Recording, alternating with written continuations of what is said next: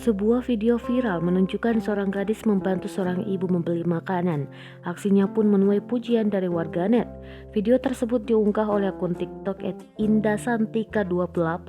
Hingga saat ini telah ditonton lebih dari 3,2 juta kali serta disukai lebih dari 308.000 lebih pengguna TikTok. Video diambil bertempat di Bandara Internasional Soekarno-Hatta pada Kamis 21 Januari 2021.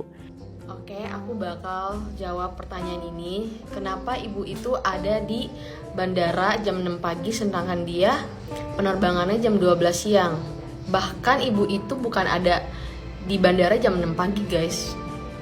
Sebenarnya dari kemarin dia jam 3 sore udah di Bandara Soekarno-Hatta. Kenapa alasannya? Dia bilang sama aku, dia mau nginep di hotel pun gak ada uang. Bahkan buat makan aja dia gak ada. Dia ada sebenarnya, tapi buat ongkos ke Bima. Karena perjalanannya dari Bandara Bima itu memakan waktu sekitar 4-3 jam gitulah, guys. Pokoknya jauh banget. Sumpah aku gak tega banget.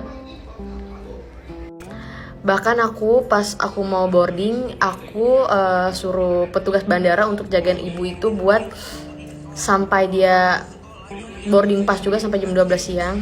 Dalam video terlihat seorang ibu sedang duduk di ruang tunggu bandara. Kemudian tampak seorang gadis yang membawa kantong plastik berisi makanan, rupanya untuk ibu tersebut. Sang pengunggah diketahui bernama Indah Santika, berasal dari Jakarta.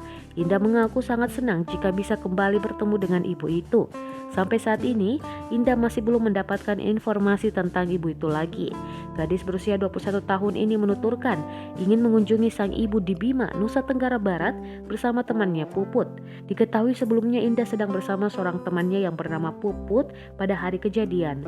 Awalnya Indah dan Puput, pemilik akun Instagram @ramanda_indah28 dan @puput, melihat si ibu yang sedang berdiri dengan pandangan kosong dan kebingungan.